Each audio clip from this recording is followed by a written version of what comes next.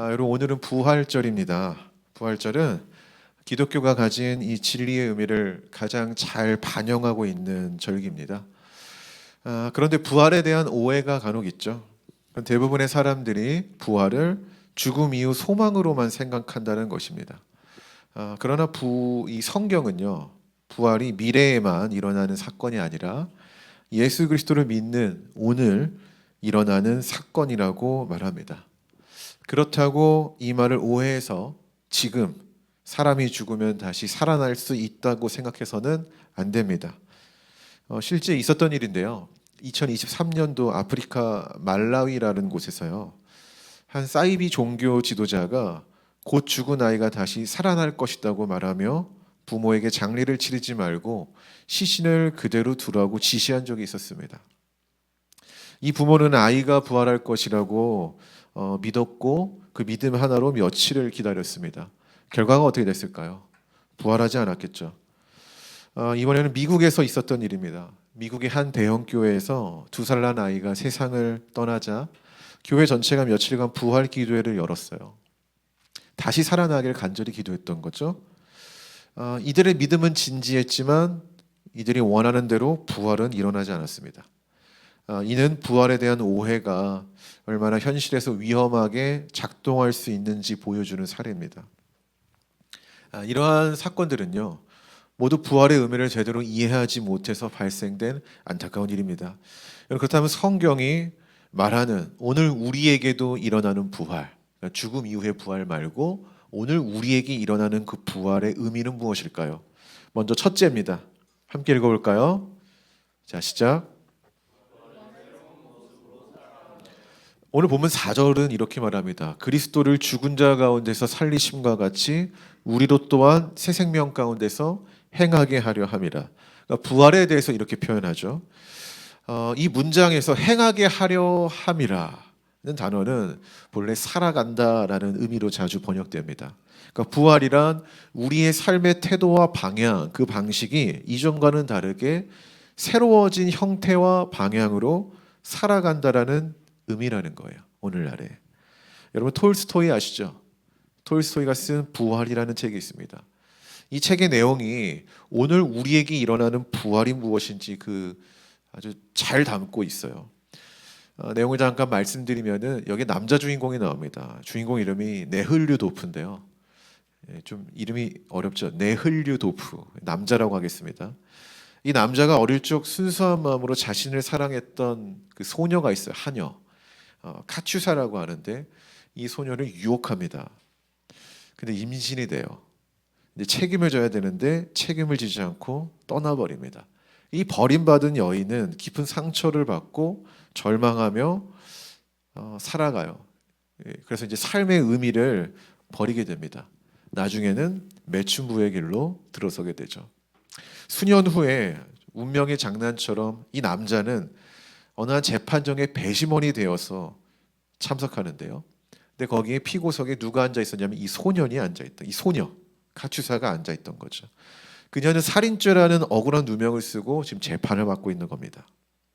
그것을 본 순간 이 남자는요, 자신이 과거에 저지른 죄로 인해 그녀의 인생이 망가졌다라는 것을 깨닫고 양심의 깊은 가책과 내면의 고통에 빠집니다. 남자는 자신의 죄를 회개하고 여기서 끝나지 않습니다. 그녀를 구하기 위해 귀족으로서 누렸던 모든 명예와 특권, 안락한 삶을 포기합니다. 그리고 그녀와 함께 시베리아 유형지로 떠나는 험난한 길을 택했다라는 거예요. 자, 이 과정에서 이 남자 네올류도프는 진정한 이 사랑과 용서 그리고 타인의 고통에 공감하는 법을 배우며 좀 인간다운 모습으로 변하게 된다라는 거예요. 소설의 제목이 부활인 이유가 바로 여기 있는 거예요. 이 변화. 그러니까 톨스토이가 말하는 부활은 죽음, 육체가 다시 살아나는 기적을만을 의미하는 것이 아니라 우리 오늘날의 인간이 과거의 죄와 실수, 잘못된 삶의 방식에서 벗어나 진정한 사랑과 인간다움, 정의를 향해 삶의 방향을 바꾸는 게 오늘날 우리에게 일어나는 부활이라는 거예요. 이 네올류도프가 겪은 도덕적이고 영적인 회복과 변화가 오늘 여러분들에게 일어나야 될 부활이고, 이 카투사라는 여인이 인생을 포기했다가 다시 살아갈 이유를 찾잖아요. 그래서 힘차게 살아가는 것이 오늘날 우리에게 일어나야 하는 부활의 의미라는 겁니다. 결국 톨스토이는 이 소설을 통해 부활은 과거의 죄와 실패에도 불구하고 오늘 여기서 다시 시작할 수 있는 그 마음을 갖는 용기와 변화다라고 말하는 겁니다. 성경에서 말하는, 오늘 본문에서 말하는 부활도 같은 맥락에 있는 거예요. 많은 사람들이 죄 가운데, 실패 가운데 살아가잖아요. 근데 예수의 죽으심과 합하여 세례를 받고 죽었다라고 말을 해요. 그 말은 뭐냐면은 예수의 십자가만 죽은 게 아니라 이전에 실패했던 나, 죄 때문에 무너졌던 나도 이제 죽었다라는 거예요. 죽었으면 더 이상 그렇게 살면 안 되잖아요. 그래서 우리는 다시 태어났는데 새로운 삶의 모습으로 태어난 존재로 살아가게 됐다라는 것입니다. 이것이 성경이 말하는 오늘날, 그러니까 죽은 이후 부활이 아니라 오늘날 이 땅에서 예수를 믿고 살아가는 우리에게 나타나야 하는 부활의 의미라는 것입니다. 두 번째입니다. 함께 읽어보겠습니다. 시작. 크게 한 번 더. 안 읽는 분들이 많아서. 자, 시작. 부활은 본래의 모습으로 돌아가는 것. 여러분, 부활에 대해서, 그러니까 다시 태어남이라는 것에 대해서 깊이 있게 생각을 해보세요. 그럼 이런 결론이 나올 거예요. 예수님은 죽으셨다가 다시 살아난 것이 아니다. 정확히 말하면 본래의 모습으로 돌아가신 것이다. 빌립보서 2장에 보면 예수님의 본래의 모습에 대해서 말을 합니다. 하나님의 본체시나 자기를 비우고 낮추어서 사람의 모양으로 이 땅에 오신 분이다. 그러니까 예수님의 본래의 모습을 말을 하죠. 이 말씀에 의하면은 예수님은 하나님의 아들이고 하나님이시고, 근데 자기를 낮추셔서 인간을 구원하기 위해 인간의 모양으로 오셨다가 다시 본래 하나님의 모습, 하나님의 아들의 모습으로 돌아간 것이니, 부활이란 뭡니까? 새로운 모습의 탈바꿈이 아니라 본래 우리의 모습으로 회귀하는 거예요. 이처럼 부활은 원래 있어야 했던 삶으로 돌아가는 것입니다. 인간은 본래 선하게 지어졌죠. 여기서의 선함은 도덕적 기준이 아닙니다. 하나님과 가까이 하는 존재라는 거예요. 하지만 인간이 하나님의 말씀을 거부하는 선택으로 인해 하나님을 멀리하는 존재가 된 거죠. 그 후로 인간은 악한 존재가 된 것입니다. 그러니까 본성적으로 우리는 악함을 선택할 수밖에 없는 존재다. 선하신 하나님을 본성적으로 가까이 하지 않는 존재라는 거예요. 우리는 아직도 그 본성이 남아있긴 합니다. 그런 인간이 예수 그리스도의 부활을 믿는다는 건 뭐예요? 본래 하나님을 가까이 했던 그 모습, 그 선한 삶으로 돌아가게 되었다는 거예요. 여러분, 질문을 합시다. 우리는 지금 그렇다면 어디에 서 있습니까? 아직도 돌아가야 됩니까? 아니면은 우리에게 이미 본래의 모습이 나타나고 있습니까? 부활이 창조주의 본래의 목적에 맞게 본래의 모습으로 돌아가는 것이라면 우리는 현재 본래 성도의 모습, 그리고 본래 교회다움의 모습으로 살아가고 있는지를 돌아봐야 된다는 거예요. 그렇다면 본래 성도의 모습은 뭘까요? 본래 교회의 모습은 뭘까요? 사도행전 2장에 보면은 아주 중요한 이야기가 나옵니다. 사도행전 2장은 초대교회의 이야기입니다. 그러니까 예수님이 부활하시고 성령이 임하고 나서 가장 먼저 나오는 초대교회의 모습의 형태가 있습니다. 그게 뭐냐면 이거예요. 많은 재물과 소유를 한데 모읍니다. 그걸 어떻게 합니까? 목적이 있었죠. 한데 모아요. 가난한 자들, 고아들, 과부들을 돕는데 이 성도들이 모두가 함께 했다는 겁니다. 여러분, 이게 좀 특별하지 않습니까? 왜 성령이 임하고 나서, 우리가 보통 이렇게 말하죠. 성령이 임하면은 나가서 막 전도하고 뜨겁게 복음을 전하는 이런 걸 상상을 하는데, 성경은 부활하고 성령이 임하고 나서 이 교회 어떤 모습을 먼저 비추고 있습니까? 약자를 돕는 거. 강자들이 힘을 모아서 약자들의 삶을 보다 이롭게 하는데 앞장섰다라는 거예요.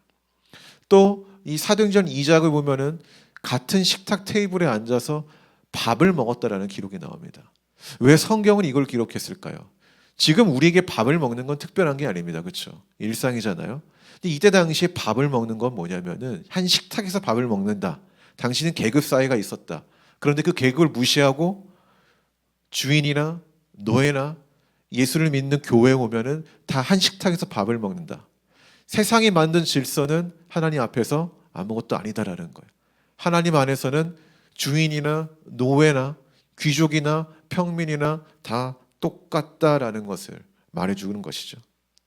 사도행전에 기록된 이 초대교회의 모습은 하나님이 처음 사람을 지었을 때 우리에게 있는 모습, 본래의 모습이 무엇인지 말하는 거예요.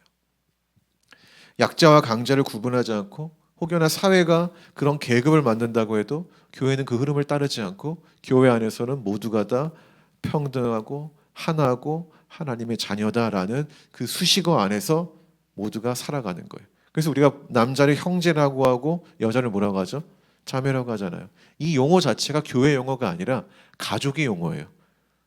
가족의 용어. 우리는 부모 앞에서 다 평등하다. 다 형제고 자매다. 약자가 강자를 섬기는 사회 속에서 교회는 강자가 약자를 섬겨야 되는 거. 이걸 잊으면 안 된다는 거예요. 그런데 오늘날 교회는 별반 다르잖아요. 교회의 직분은 세상의 계급을 보여주기도 하고 소유의 많고 적음의 개념이 교회 안에서 권력의 개념으로 나오기도 합니다.